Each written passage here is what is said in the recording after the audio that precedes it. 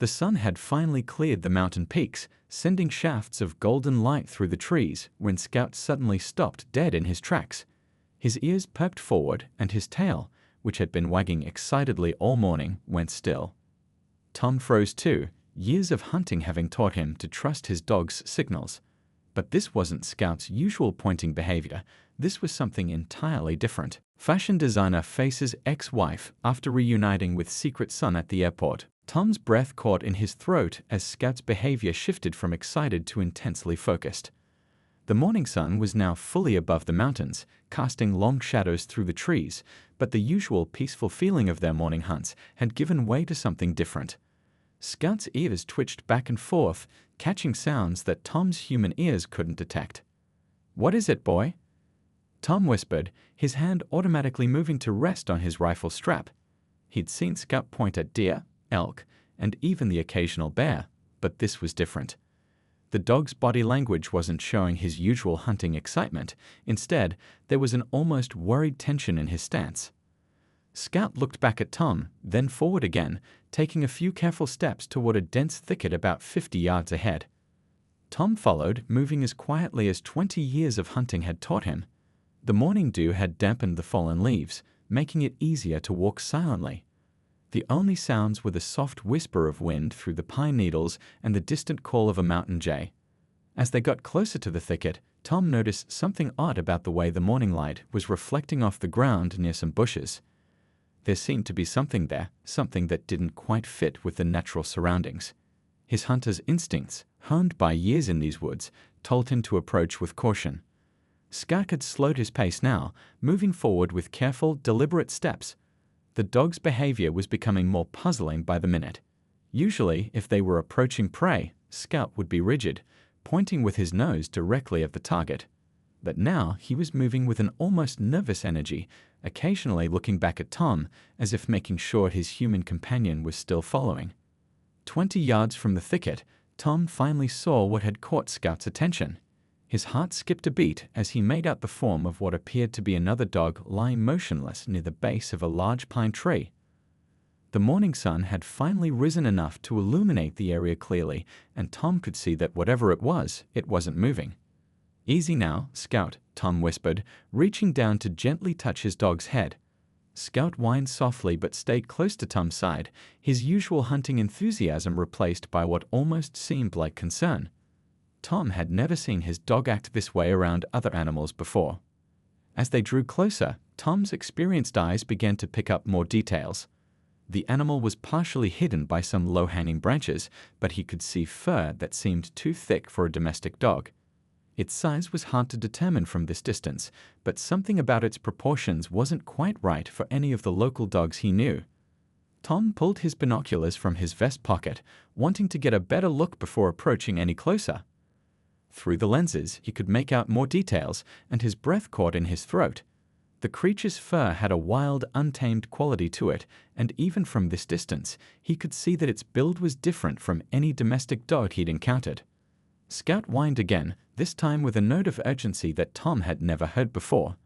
The dog took a few steps forward, then looked back at Tom with what could only be described as a pleading expression. In all their years together, Tom had learned to trust Scout's instincts, but this situation was completely outside their normal hunting routine. The morning had grown warmer, but Tom felt a chill run down his spine as he lowered his binoculars. His mind was racing through possibilities, each one seeming more unlikely than the last. In these mountains there were plenty of wild animals, but something about this situation felt different, felt important. "Okay, buddy," Tom whispered to Scout, "but we're going to take this nice and slow." He secured his binoculars and double-checked that his rifle was easily accessible, not out of aggression, but from years of practicing safety in the wilderness. Whatever they were approaching, he wanted to be prepared for any possibility. As they closed the final distance, moving as quietly as shadows through the morning forest, Tom's heart was pounding in his chest. Scout's unusual behavior, the strange position of the animal, the odd way it wasn't moving, everything about this situation was setting off warning bells in his mind. They were just a few yards away when Tom finally got a clear view of what lay before them. His eyes widened as he took in the scene, and suddenly Scout's strange behavior made perfect sense. What they had found was going to change everything about this ordinary hunting morning. The creature lay partially concealed under the pine branches, its fur a mixture of gray and brown that blended perfectly with the forest floor. But it wasn't just any animal, and as Tom's experienced eyes took in more details, he realized they had stumbled upon something that would make this day anything but ordinary. What happened next would test everything he knew about wildlife, hunting, and his own capabilities in ways he never expected. Tom's heart nearly stopped as he finally got a clear view of what lay before him. There, trapped and struggling weakly, was a young wolf pup. Its fur was a beautiful mix of gray and timber brown, but what caught Tom's attention wasn't its coloring. It was the cruel metal trap that had caught the pup's back leg. Oh no, Tom breathed out softly, his chest tightening at the sight. The pup couldn't have been more than 4 or 5 months old, barely old enough to venture far from its den. Its golden eyes, though filled with fear, held an intelligence that made Tom's breath catch in his throat. Scout, surprisingly, showed none of his usual excitement when encountering wildlife. Instead, he stood quietly by Tom's side, occasionally whining softly as if he understood the pup's distress. It was a side of his hunting dog Tom had never seen before, and it touched something deep in his heart. The trap itself made Tom's blood boil. It was an illegal leg-hold trap, the kind that had been banned in their county years ago. He'd heard rumors of poachers setting up these cruel devices in the area, but this was the first time he'd seen evidence with his own eyes. The young wolf noticed them and tried to scramble away, but the trap held firm. A small yelp of pain escaped its throat, and Tom felt his heart crack a little at the sound. He'd been hunting these mountains for over 2 decades, but he never intended to cause unnecessary suffering. This was different. This was wrong. "Easy there, little one," Tom spoke in the same soft, steady voice he used when approaching wounded deer. He knew wolves were different from deer, but right now, this wasn't a predator, it was just a scared, hurt young animal. The morning sun had risen higher now, warming the forest around them. Birds continued their morning songs in the distance, seemingly unaware of the drama unfolding below. A gentle breeze rustled through the pine needles above, creating shifting patterns of light and shadow on the forest floor. Tom carefully set down his rifle and removed his backpack, moving with deliberate slowness to avoid frightening the pup more than it already was. His mind raced through everything he knew about wolves, which honestly wasn't as much as he wished it was right now. He'd always seen them as competition for the deer he hunted, but seeing this young one trapped and suffering was changing something in his perspective. Scout lay down nearby, keeping his eyes on the pup but maintaining a non-threatening posture. Tom had never been more grateful for his dog's intelligence and sensitivity. "Good boy," he whispered, reaching out to give Scout a quick pat before turning his attention back to the problem at hand. The trap was a nasty piece of work, but Tom had seen similar devices before. Years ago, his uncle had taught him how to safely disarm these traps when they found them on their property. He never thought he'd be using that knowledge to help a wolf, but life had a funny way of surprising you. "All right, little one," Tom spoke softly as he began to remove his ABBA jacket. "I'm going to try to help you, but you're going to have to trust me a bit." He knew the wolf couldn't understand his words, but sometimes talking helped him think through problems, and the sound of a calm human voice might help soothe the frightened animal. The pup watched him with those intelligent eyes, its fear evident but mixed with something else, perhaps a desperate hope. It had likely been trapped for hours, maybe even since the previous evening. The fact that no adult wolves were around was concerning. Either the pup had wandered too far from its pack, or something had happened to separate them. Tom laid out his plan in his mind. He would need to use his jacket as a makeshift barrier between himself and those sharp teeth. Young as it was, the pup could still deliver a nasty bite if scared enough. The trap itself would require both hands to disarm, which meant he'd have to work quickly and efficiently. The morning air had grown warmer, but Tom barely noticed the temperature. His entire focus was on the task ahead. In all his years of hunting, he'd never been in a situation quite like this. Here he was, a man who had spent countless hours tracking and hunting deer, preparing to help a member of a species he'd always considered a nuisance at best. As he prepared to help the trapped pup, Tom couldn't help but reflect on the irony of the situation. He'd come out this morning expecting an ordinary day of hunting, But instead, he found himself about to attempt something that went against everything he previously thought about wolves. Yet somehow it felt like exactly the right thing to do. Scout watched attentively as Tom began to move forward, jacket in hand. The pup's eyes darted between them, its breathing quick but not panicked. Something about this moment felt bigger than just helping a trapped animal. It felt like a turning point, though Tom couldn't quite explain why. The forest seemed to hold its breath as Tom prepared to make his move. The success or failure of what he was about to attempt would depend on split-second timing and a steady hand. As he took his first careful step forward, he knew that whatever happened next would make this autumn morning one he'd never forget. Tom stood there for a long moment, his mind wrestling with conflicting thoughts as he watched the trapped wolf pup. 20 years of hunting had taught him to see wolves as the enemy, competitors who drove away the deer and elk he tracked. His grandfather's voice echoed in his head, telling old stories about wolves killing livestock and threatening livelihoods. But as he looked at the scared young animal before him, those old prejudices began to crack. The pup's golden eyes held a mixture of fear and pain that struck something deep in Tom's heart. This wasn't some faceless predator, it was a living creature suffering because of human cruelty. Scout's behavior only added to Tom's internal struggle. His trusted hunting companion, who normally would be excited at the scent of any wild animal, sat calmly nearby, occasionally letting out soft whines of concern. If his dog could show such compassion, what did that say about Tom's own preconceptions? "What do you think, buddy?" Tom whispered to Scout, though he already knew what his decision would be. The morning sun had climbed higher, warming the forest around them. A gentle breeze rustled through the pine needles overhead, carrying the sweet scent of autumn leaves and damp earth. The illegal trap made Tom's decision easier. Whatever his feelings about wolves, this wasn't right. The cruel metal device could just as easily have caught someone's pet dog, or even worse, a child. The thought of his own daughter's dog getting caught in something like this made his stomach turn. As if reading his thoughts, Scout moved a little closer to the trapped pup, maintaining a respectful distance but showing no aggression. The young wolf watched them both, its initial panic having subsided into a wary alertness. There was something almost hopeful in its gaze now, as if it sensed that help might be at hand. Tom thought about his role as a hunter. He'd always prided himself on being ethical, on making clean shots, and never causing unnecessary suffering. He followed the rules, respected the land, and taught others to do the same. Could he really walk away from an animal in distress, even if it was a wolf?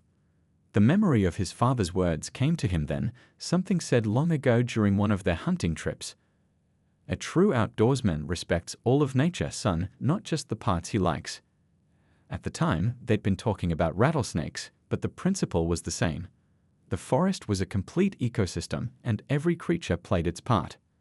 The pup shifted slightly, trying to find a more comfortable position, and let out a small whimper of pain. The sound went straight to Tom's heart, dissolving the last of his hesitation. He might be a hunter, but he wasn't the kind of man who could walk away from suffering, no matter what form it took. "All right," he said softly, more to himself than to Scout or the wolf. "Let's do this right." He began mentally reviewing everything he knew about wolf behavior. They were intelligent, social animals. This pup wouldn't be alone by choice, its pack had to be somewhere nearby. That thought gave him pause. Adult wolves would fiercely protect their young, and he had no desire to find himself between protective parents and their offspring. He scanned the surrounding forest carefully, looking for any sign of movement or watching eyes. The woods seemed peaceful, but he knew better than to assume he was seeing everything. The morning had grown warmer, and Tom could feel sweat beginning to form under his hunting jacket. He needed to make a decision soon. The longer he waited, the more stressed the pup would become, and the greater the chance of its pack returning to find a human near their young one. Scout's continued calm demeanor gave him confidence. His dog's instincts were sharp. If adult wolves were nearby, Scout would know. The fact that his companion remained relaxed suggested they had some time to work with. Tom thought about his own daughter and how she'd react to this situation. She'd never understood his wariness of wolves, always arguing that they were essential to the forest's health. He could almost hear her voice now, urging him to help the trapped pup. The thought brought a small smile to his face. Maybe the younger generation had something to teach the old hunters after all. The trap itself looked relatively simple to disarm, though getting close enough to work on it would be the real challenge. Tom had the knowledge and tools to help, but one wrong move could spook the pup into hurting itself worse or into biting him in panic. As he began to formulate his plan, Tom realized this moment was about more than just helping a trapped animal. It was about challenging his own prejudices, about seeing the forest and its inhabitants in a new light. Maybe his daughter had been right all along. There was room in these woods for both hunters and wolves. The pup watched him intently as he slowly removed his outer jacket, its intelligent eyes following his every move. There was something almost human in that gaze, a connection that transcended the usual boundaries between man and wild animal.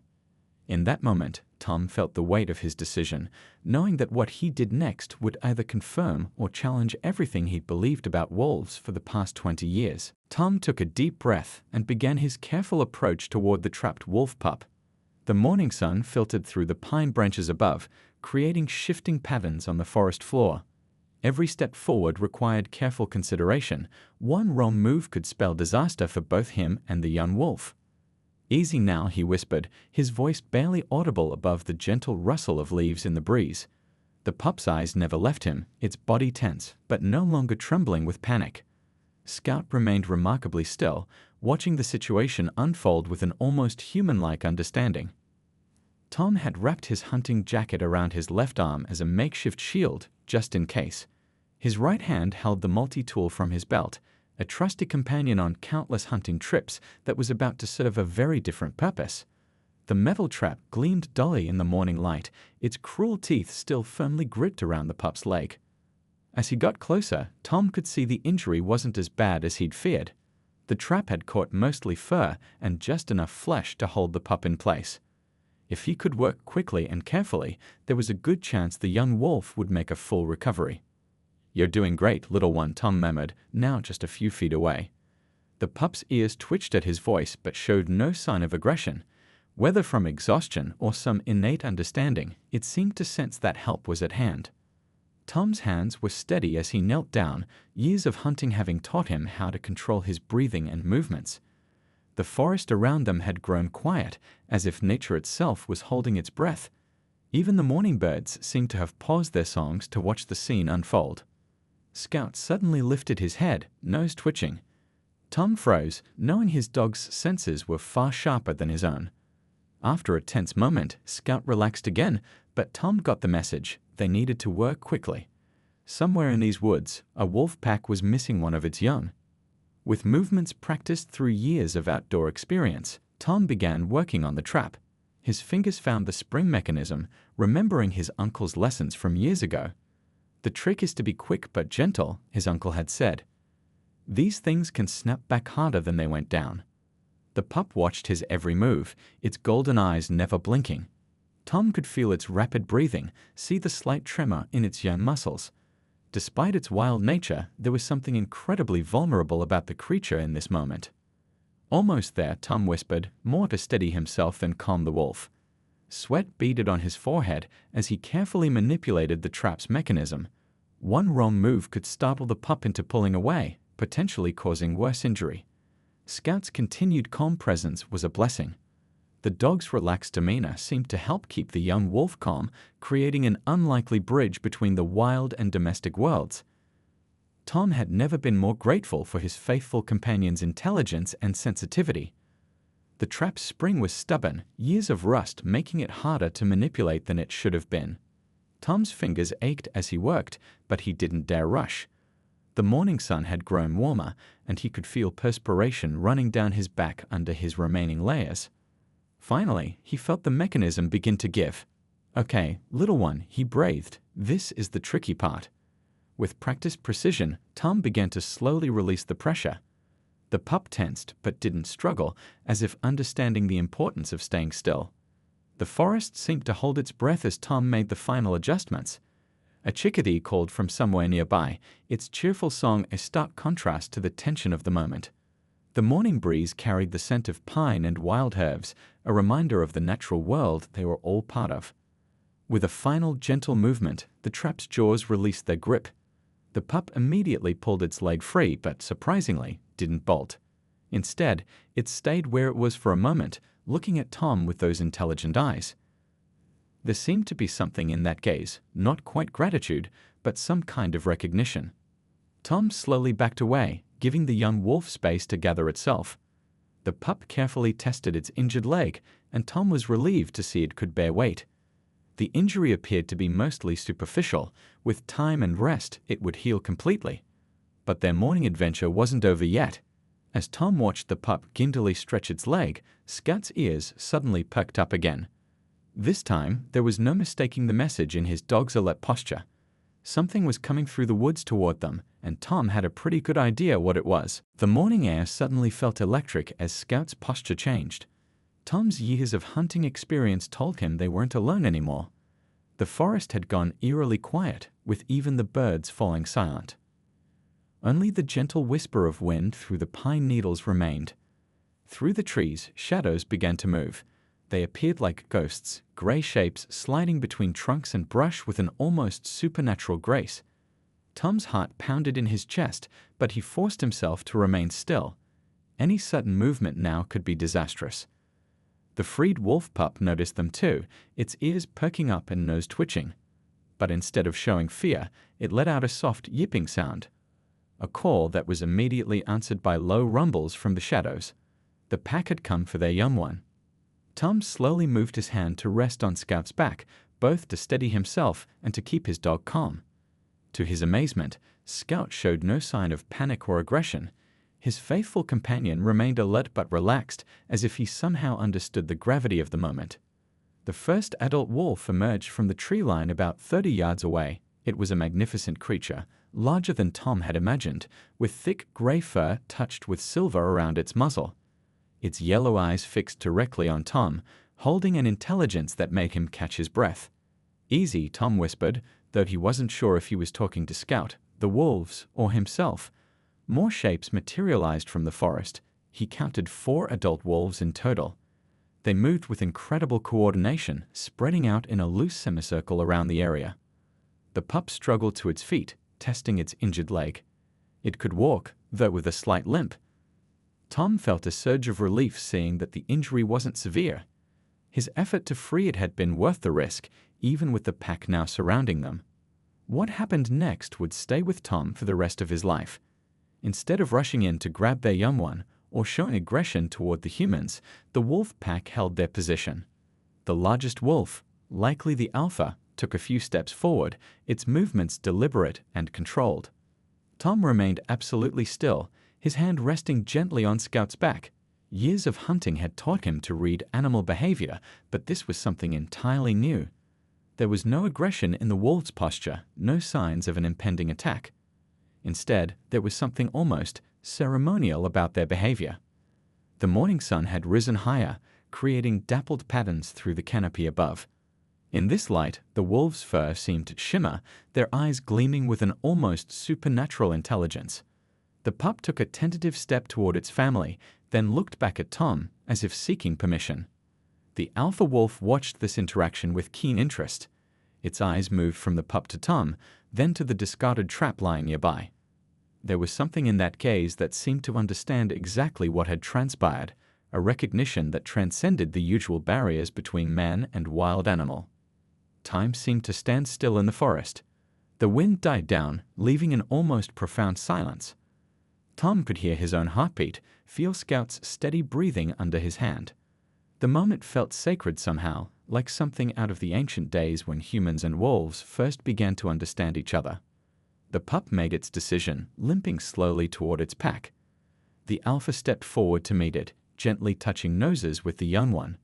The other wolves maintained their positions, their eyes never leaving Tom and Scout, but their posture remained relaxed and unthreatening. What struck Tom most was the obvious care and concern shown by the pack. Each adult wolf took turns gently greeting the pup, checking its injury, offering quiet reassurance through soft whines and gentle touches. It was a display of family bonds that reminded Tom powerfully of his own family. Scout shifted slightly under Tom's hand, but not in fear. His dog seemed to be watching the wolf family with something like recognition, perhaps remembering his own puppy days with his mother and littermates. The parallel between wild and domestic canines had never been more apparent. The alpha wolf took one last long look at Tom and Scout. In that moment, something passed between man and wolf, not quite gratitude, but a kind of acknowledgement, an understanding that transcended species. Then, with a quiet bark, it turned and began to lead its family away. The pack moved like water through the forest, flowing between trees and brush with effortless grace. The pup limped along in their midst, supported and protected by its family. Just before they disappeared into the deeper woods, the young wolf paused and looked back one final time, its golden eyes meeting Tom's. In that brief moment, all of Tom's preconceptions about wolves, about wilderness, about the relationship between humans and wild things shifted fundamentally. He had entered the forest that morning as a hunter seeking prey.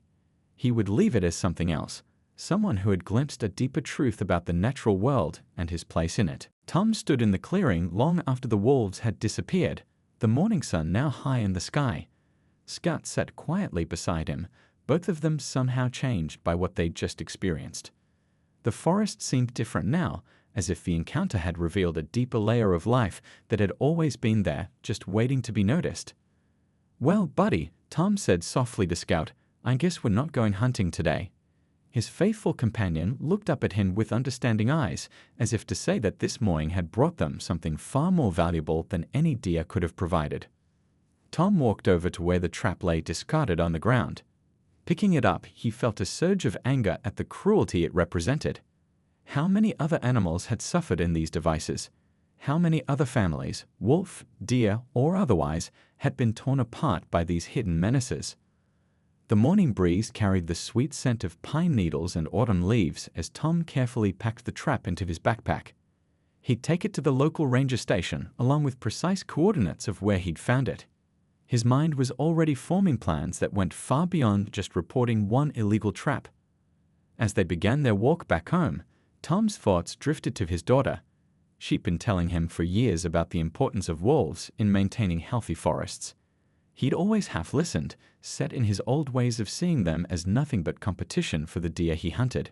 Now, those conversations played back in his mind with new meaning. Scout trotted along beside him, occasionally looking up at his master as if checking to see how he was processing everything. The dog's behavior during the encounter had been remarkable, showing neither fear nor aggression, but rather a kind of ancient recognition of his wild cousins. "You knew all along, didn't you, boy?" Tom reached down to scratch behind Scout's ears. "You knew they weren't so different from you." His dog's tail wagged in response, and Tom couldn't help but smile at how much wisdom his four-legged friend had shown today. The forest around them was alive with mid-morning activity, birds calling, squirrels chattering, the rustle of small creatures in the underbrush. But Tom heard it all differently now. Instead of just background noise to filter out while tracking deer, he heard it as a complex symphony of life, each creature playing its own important part. Back at his truck, Tom pulled out his phone. His first call was to the ranger station, reporting the illegal trap and its location. The ranger who answered seemed particularly interested when Tom mentioned the wolf pup. Apparently, there had been other reports of poaching activity in the area. His next call was to his daughter. "Hey, sweetie," he said when she answered, "You got time for lunch today? There's something I want to talk to you about." He could almost hear her surprise. He rarely called for impromptu lunch dates, especially in the middle of hunting season. As he drove home, Tom's mind was already working on plans for the future. He thought about his hunting group, about the stories and attitudes they shared around campfires. Maybe it was time to bring a new perspective to those conversations. Not confrontational, but sharing what he'd learned about the delicate balance of nature. The next few weeks proved busy for Tom. He joined a local conservation group, one that worked to protect both game animals and predators. His experience with the wolf pup gave him unique credibility. He could speak the language of hunters while advocating for a more balanced approach to wildlife management. Word spread about his encounter, and Tom found himself sharing his story with other hunting groups. Some were skeptical at first, but his reputation as a seasoned hunter gave weight to his words. He didn't preach or condemn, he simply shared what he'd learned about the complex web of life in their forests. The illegal trap incident led to increased patrols in the area. Tom worked with the rangers, sharing his knowledge of the land to help them identify likely spots for poacher activity. His fellow hunters joined the effort, understanding that illegal trapping threatened everyone's interests, whether they hunted with rifles or cameras. Scouts seemed to enjoy their new activities just as much as hunting. The dog showed a particular talent for finding hidden traps, as if he'd taken personally the injury to that wolf pup. Together, they helped locate and remove dozens of illegal devices from the forest. As autumn deepened into winter, Tom still went hunting, but with new eyes. He found himself watching the signs of wolf activity with interest rather than annoyance. He began to understand how their presence actually improved the health of the deer population, keeping the herd strong by culling the weak and sick. Sometimes, on quiet mornings in the woods, Tom would hear distant howls echoing through the trees. He liked to think it was that same pack, still roaming their territory, still protecting their young. The pup would be growing stronger now, its leg healed, learning the ways of the wild from its family. The experience had taught Tom something profound about the nature of change. His transformation from wolf skeptic to conservation advocate hadn't happened through arguments or lectures, but through a single genuine encounter. Sometimes, he realized, the most powerful changes come not from being told what to think, but from seeing something with your own eyes and feeling it with your own heart.